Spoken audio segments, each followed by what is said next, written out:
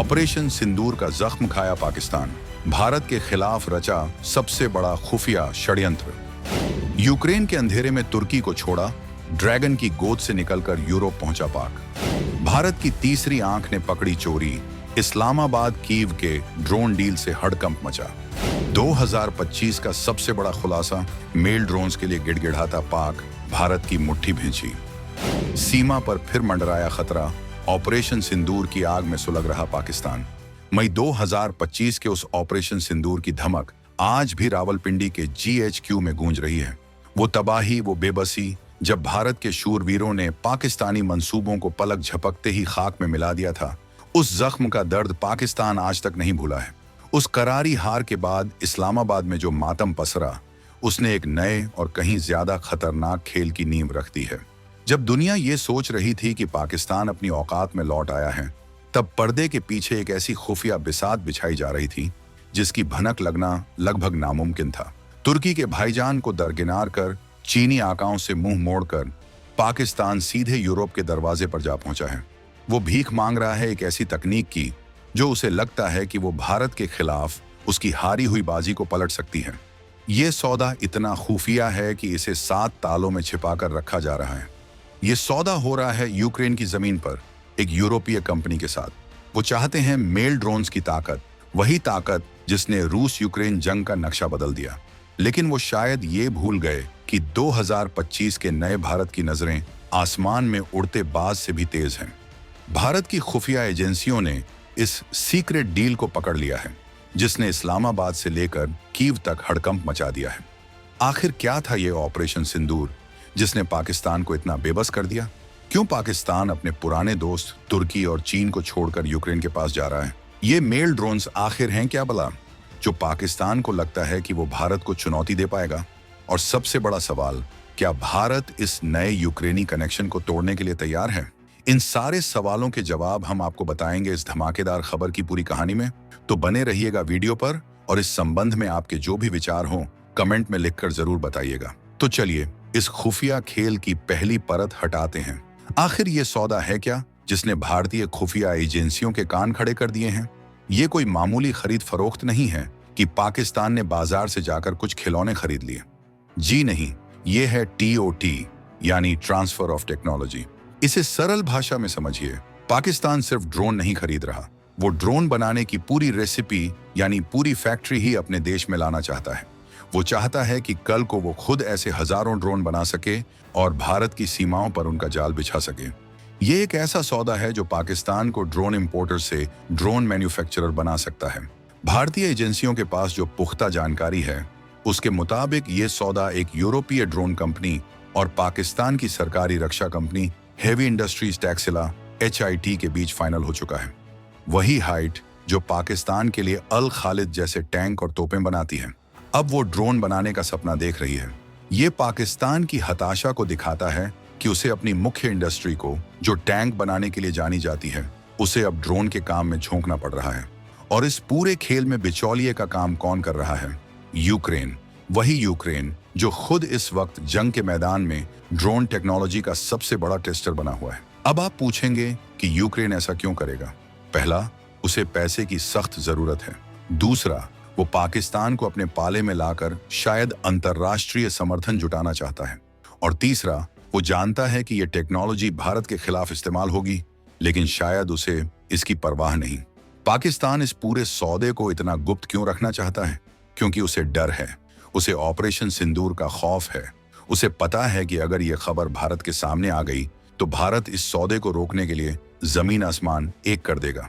भारत अपने कूटनीतिक चैनलों के जरिए उस यूरोपीय देश पर दबाव बनाएगा, उस कंपनी पर प्रतिबंध लगवाने की कोशिश करेगा।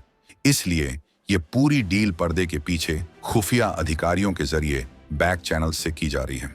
ये सौदा पाकिस्तान के लिए एक मास्टर स्ट्रोक नहीं, बल्कि उसकी हताशा का सबसे बड़ा सबूत है। वो जानता है कि परंपरागत जंग में वो भारत से 20-25 साल पीछे छूट चुका है, इसलिए अब वो छिपकर वार करने वाली इस कायर तकनीक के पीछे भाग रहा है। वो सोच रहा है कि इन ड्रोन्स से वो भारत में अस्थिरता फैलाएगा, हमारे सैन्य ठिकानों को निशाना बनाएगा।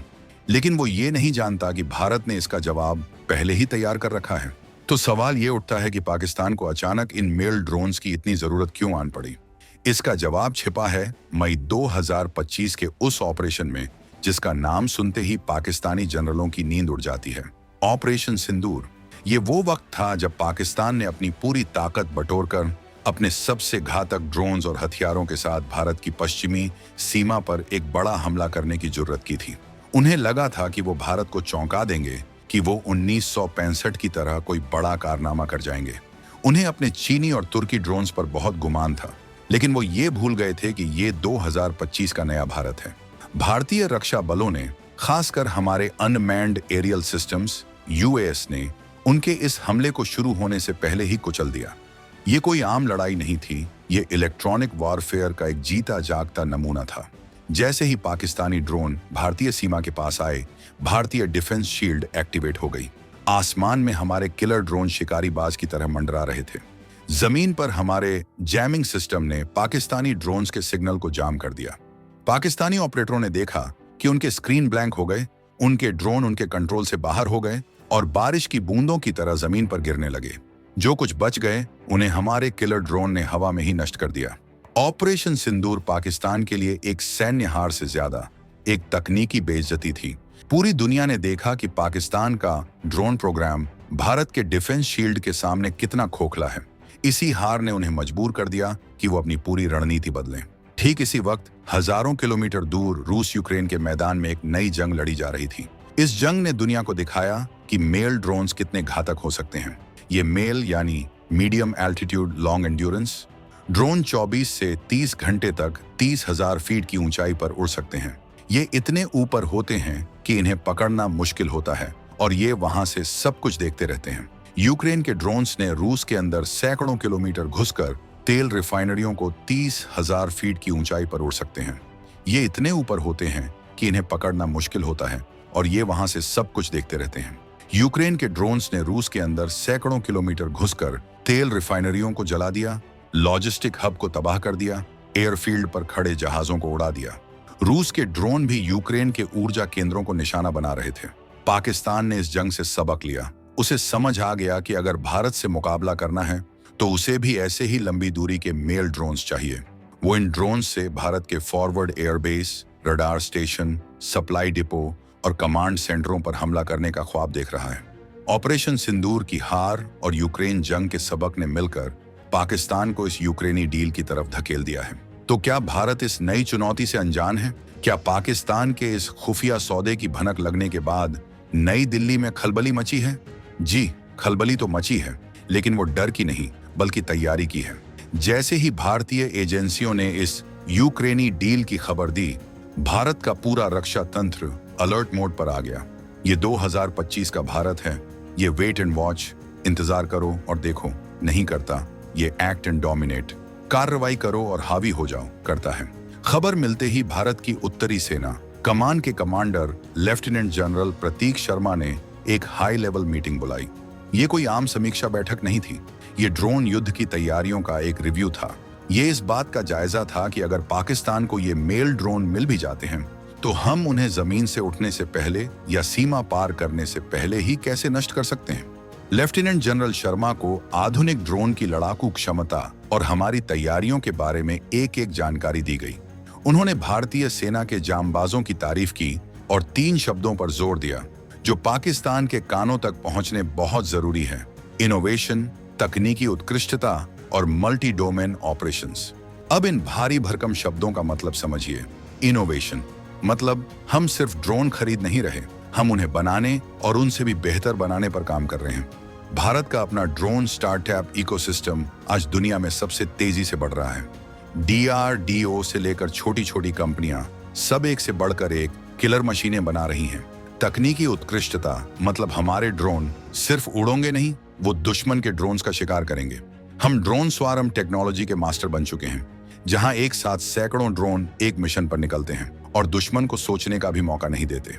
और मल्टी डोमेन ऑपरेशंस का मतलब है कि भारत अब जमीन, हवा, पानी, स्पेस और साइबर, इन 5 जगहों से एक साथ हमला बोलेगा। ये पाकिस्तान के लिए सीधी चेतावनी है कि तुम अगर एक ड्रोन लाओगे तो हम 10 किलर ड्रोन का झुंड लेकर तैयार मिलेंगे। हमारी सैटेलाइट तुम्हारे ड्रोन लॉन्चर को ढूंढ निकालेगी, हमारा साइबर हथियार तुम्हारे सिग्नल को हैक कर लेगा और हमारा ड्रोन उसे हवा में ही नष्ट कर देगा। ये दिखाता है कि उत्तरी कमान आधुनिक जंग में अपनी बढ़त बनाए रखने के लिए किस स्तर पर काम कर रही है। ये है नए भारत की रणनीति, सतर्कता भी और तैयारी भी। सवाल है कि क्या पाकिस्तान को ये नए ड्रोन मिल जाएंगे, और अगर मिल गए तो क्या सीमा पर हालात बदल जाएंगे। देखिए, भारतीय एजेंसियां इस सौदे पर इसलिए नजर नहीं रख रही कि वो डरी हुई हैं, बल्कि इसलिए कि वो पाकिस्तान की हर हरकत का हिसाब रखती हैं। ये सच है कि अगर पाकिस्तान को मेल ड्रोन्स की टेक्नोलॉजी मिल जाती है तो ये सीमा पर खतरा बढ़ाएगा। ये क्षेत्रीय सुरक्षा के लिए एक नया मोड़ ला सकता है। ये पाकिस्तान के हाथ में एक ऐसा खिलौना दे देगा जिससे वो भारत को लगातार परेशान करने की कोशिश करेगा। लेकिन विशेषज्ञ मानते हैं कि भारत के पास इस खतरे से निपटने के लिए पहले से ही कई सरप्राइज मौजूद हैं। ऑपरेशन सिंदूर ने यह साबित कर दिया था कि भारत का डिफेंसिव ड्रोन वॉरफेयर दुनिया में सबसे बेहतरीन है। हमने ये दिखाया कि हम अपने आसमान की हिफाजत करना जानते हैं। और अब लेफ्टिनेंट जनरल शर्मा की मीटिंग ये साफ करती है कि भारत अपने ऑफेंसिव यानी हमलावर ड्रोन प्रोग्राम को भी फौलादी बना रहा है। ये एक ऐसी रेस है जिसमें पाकिस्तान हमेशा हमसे 2 कदम पीछे ही रहेगा, क्योंकि पाकिस्तान ये तकनीक चोरी कर रहा है या भीख में मांग रहा है, जबकि भारत इस तकनीक को खुद बना रहा है, इनोवेट कर रहा है। पाकिस्तान की मजबूरी ये है कि उसे अपनी सेना को लैस करना है। भारत की ताकत ये है कि हम आत्मनिर्भर हो रहे हैं। पाकिस्तान जब तक ये ड्रोन बनाएगा, तब तक भारत अगली पीढ़ी की एंटी ड्रोन टेक्नोलॉजी तैनात कर चुका होगा।